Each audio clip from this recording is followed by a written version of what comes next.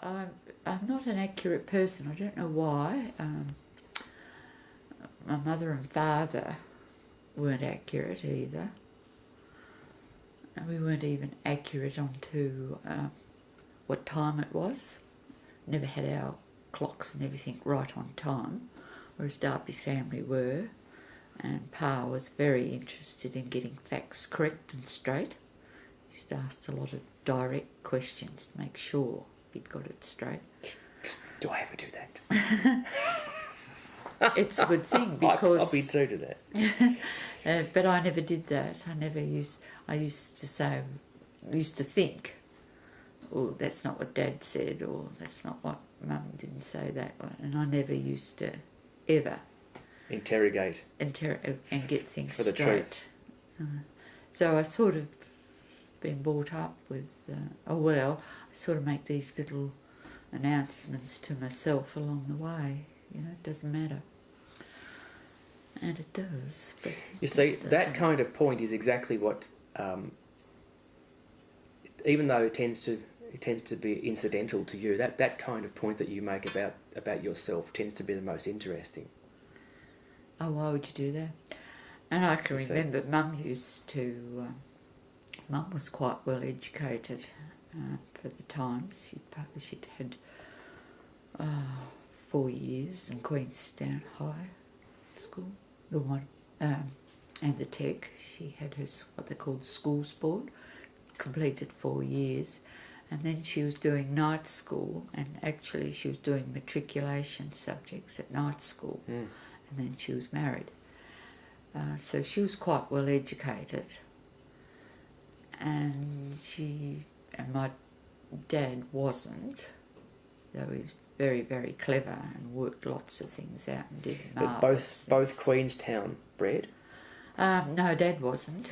Dad was brought up in Hobart, but he ended up on the West Coast in the Depression to try and get a job. So that's how he got round to the West Coast. Got it. And his father went with him, of the two boys, Dad and his younger brother. They went round, and Dad was working underground, which he absolutely hated. And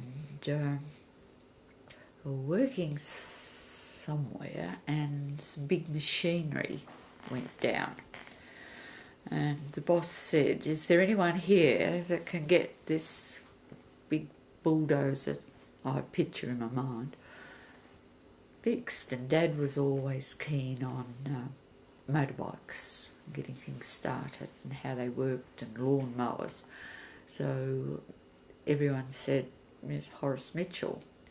So he said, "If you can get that started, you go into the office. You don't work outside anymore if you can get that started." It's a reasonable incentive.